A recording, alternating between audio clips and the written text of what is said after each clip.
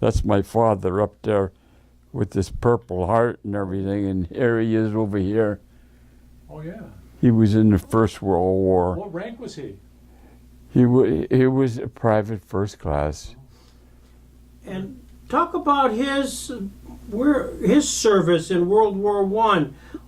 He fought with General Pershing in the Mexican borderline against Pancho Villa. The war broke out over in Germany.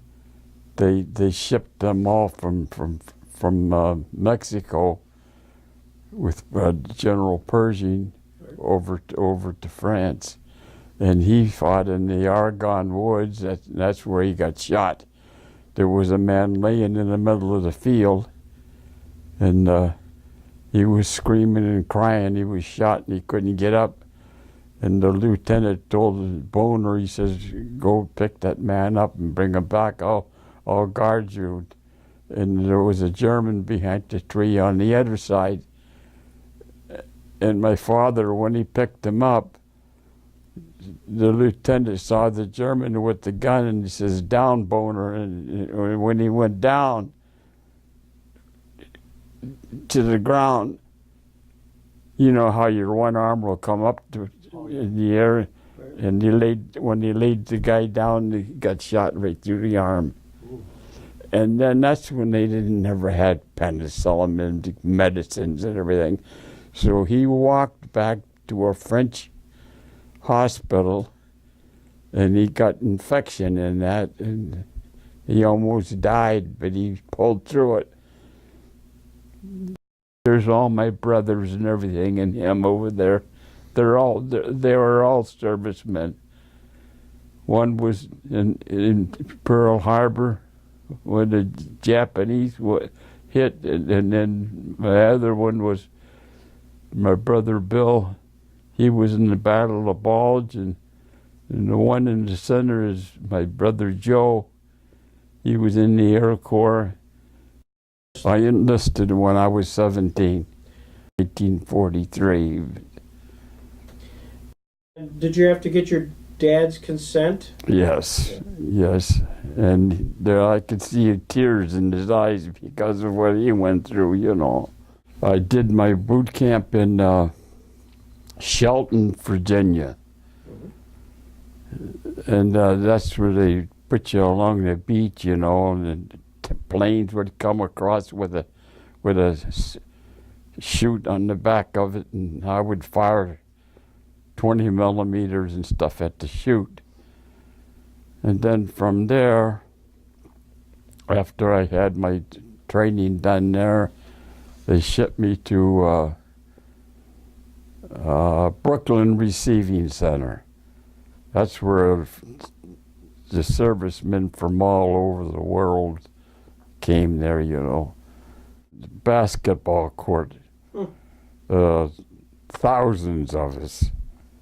And the lieutenant, or the admiral, walked down between the inside, and he says, I wanted to go to the armed guard. That's the ones that guarded the merchant ships.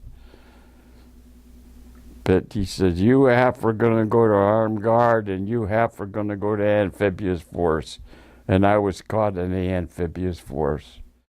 You can drop from planes, or you can swim in the water for mines, or you can fight on the shoreline. And I did mostly the shoreline and in the water, and I was in on the first wave. And that's when the ships were all sunk in the water, and Eisenhower was going to pull us off of the shoreline because the Germans, with their 88 guns, knocked the hell out of us. There was about 3,500 men dead on that beach, and we were carrying them off, the wounded. Which beach did you land on? Utah Beach. And the Rangers,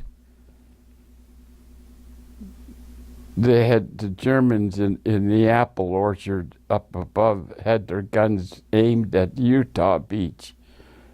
And these guys went in there, and the Germans didn't know it, and they put these burning hand grenades down the ends of the guns and blew the guns out. And it was good they did it, or I probably wouldn't have been here today. So you left from Southampton. You're all gathering there. Did you know something was happening?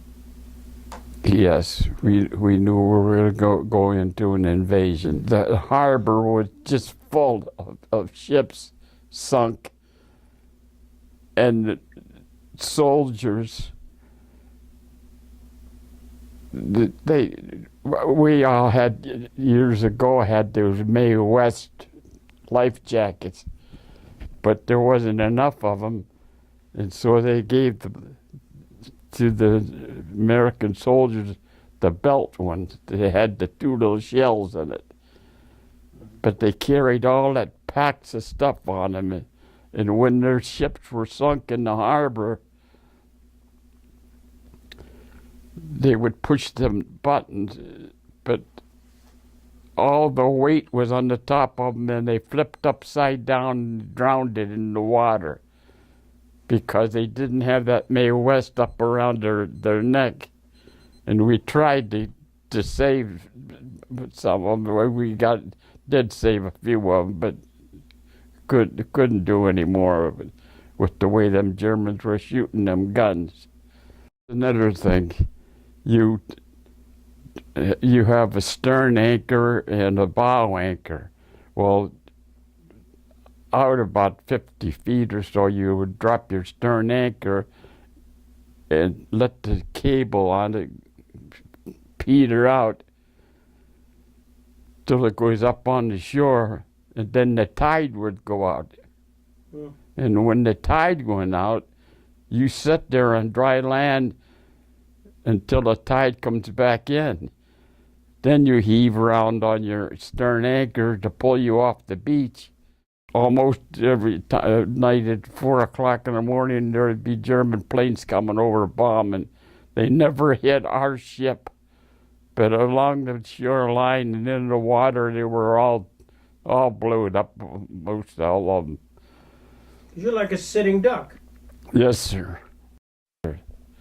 I was on the 40 millimeter, and I lost the hearing in this right ear, and I got tinnitus in my left ear. Mine was on the bow. Yeah. You have come in, you're anchored, and you're stuck because the tide has gone out, and all you can do is just shoot like hell. That's right, sir. In the middle of the night, mostly, which would scare the hell out of you. This would be a model of the LST that you were on. Yes, sir. I want you to describe that to us. What everything was about for the camera. Well, you see, nowadays they open from the stern, but this LST 508 had these bow doors here would open up. To open up to let the tanks and the jeeps and everything out of here onto the shoreline. Then we would put the German prisoners and the American prisoners aboard.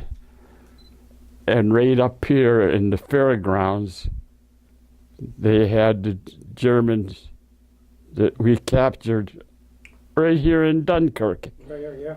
Right up here in the fairgrounds, and they were picking grapes and cherries and all that stuff, we were fighting their men overseas. And where were you stationed on that ship? Where were you basically, what was your role? I was just a deckhand. And when it came time to shoot or man the guns, you were in the bow there? You're right up in here, yeah. There was a 40 millimeter right up here. That's a pointer and a trainer.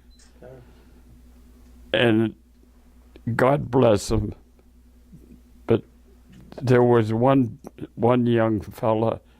There's first, second, and third loader. First loader puts the shells up in your gun while you're firing. Second loader would be on the bottom on the deck, and the third loader would be below deck, handing the shells up. Well, this boy here, while I'm firing, there's a pointer in the trainer on a 40 millimeter. While I'm firing, all of a sudden the shells stopped. No shells. And here, this boy was on his hands and knees praying to God, crying, because he was scared to death, see? And the boatswain mate came by and slapped him right in the helmet as hard as he could, hit him right in the helmet. He says, "God damn you, God ain't gonna help you here. You get them shells in that gun." And I'll always remember that. I felt so sorry for him. Mm-hmm. But I was scared to hell too, but I did my job. You would come in and drop off equipment and men, pick up prisoners of war, injured, and bring them back. Where would you go to? Back to Southampton? Back to Southampton. Americans on cots on the one side of the deck, that's 50-foot wide, the LST was. There was an American paratrooper with his leg half blown off on one of the cots. And me and the OD to watch, that's the officer on duty. Him and I were walking up in between them towards the bow. And we heard a noise and we turned around, and that American paratrooper had crawled with his leg like that across the deck and had the German by the throat and was choking him. We had to run down there and get him off of him. Isn't that terrible?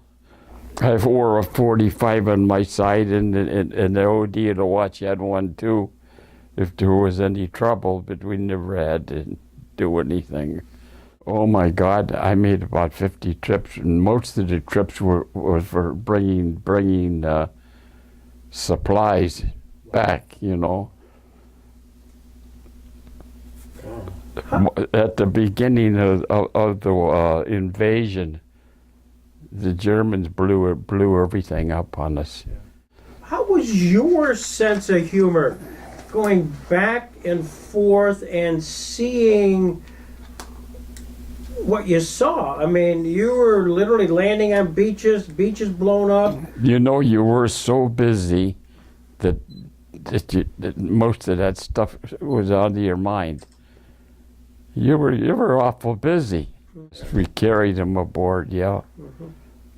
Yeah, and it surprised me after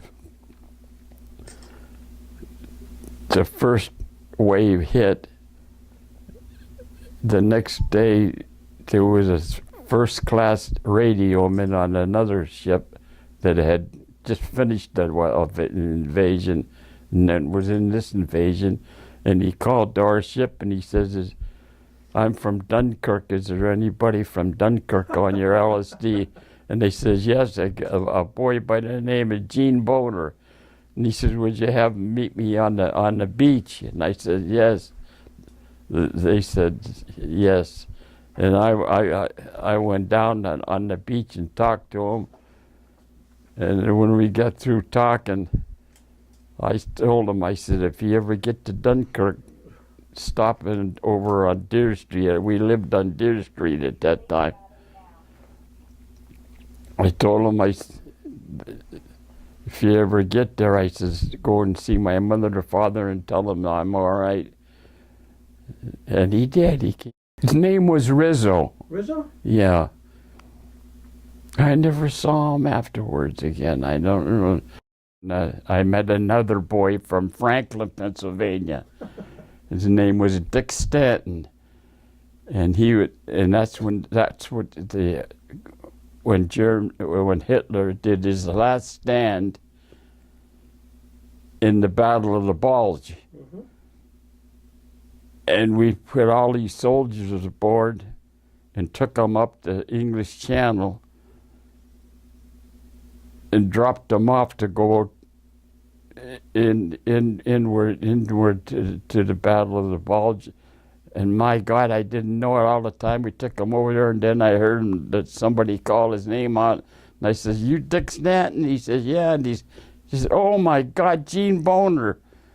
And they were climbing down the riggings, you know what I mean? All these soldiers.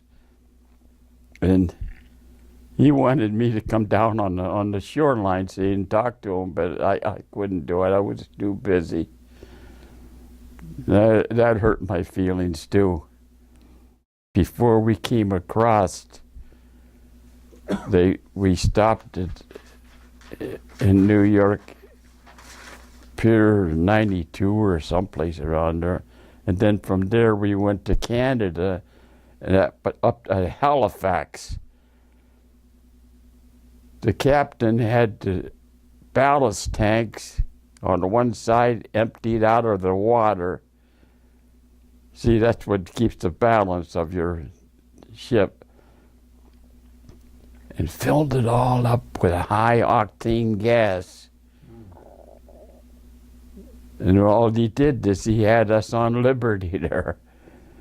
But he put all that octane gas in there so that when we got to England, we took it out, emptied it out for our planes. What the hell you call them? The fighter planes. Right. Because they needed gas bad. And going across that water, there was a German submarine that had ever hit us. It went sky high. Mm-hmm. Is an LST. It's got a flat bottom on it. All the regular ships have got a V bottom on it. That scared me more than anything. You could stand on the stern and watch the bow in rough water moving this way and that way while all the stern was straight. And that thing could snap in half any time. An LST is welded, not like some of the ships here that got bolts and nuts in them. And we hit water so goddamn rough. Some of them LSTs busted right in half and sunk right in the water. And the destroyers and destroyer escorts would have to go around picking them guys up. They were made for one invasion, but they went through a lot of invasions, though. I'll tell you a story. I was standing in a pub at the end of the bar, and this American paratrooper, he was a tough guy, was standing there, and he got into an argument with this British soldier,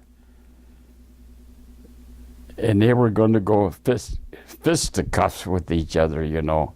And the British soldier told him, "No, I won't fight you. You do what I do, and you'll be a man." And the American paratrooper says, "I'll do any goddamn thing you can do." So the British soldier took his hand and laid it on the bar, took a hunting knife out and went like this through every finger without touching it. And then he slid the knife down the bar to the American paratrooper, and the American paratrooper, the third slice right down through this finger here. Blood was shooting all over. I got out of there. I got out the back door and got out of there because I knew there was going to be more. I helped fight up over the beach and the inland, and then they had us bringing prisoners. I drew that picture when I came.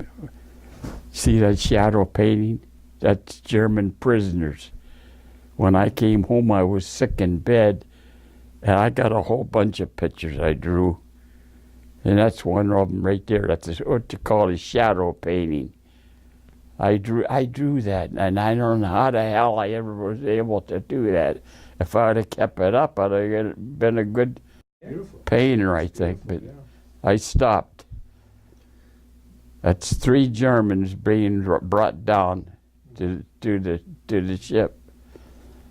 So, and that's from your memory. That's a memory piece. Yes, that's what it was, sir. I was in San Pedro, California, aboard a destroyer. Then the captain was making trips out into the water, back and forth. But then that's when he told me, he says, Gene, you got 37 points, and there's a death in your family, so we're going to ship you home. And that's about all I got out of fighting Japan. What rank were you in the Navy? Seaman first class. I got back at the end of 45. I think about a lot of things, but I don't like to talk about it. He's another one of the kind of people that didn't like to talk about anything like that. He was quiet about everything. That's an old hat. That's good.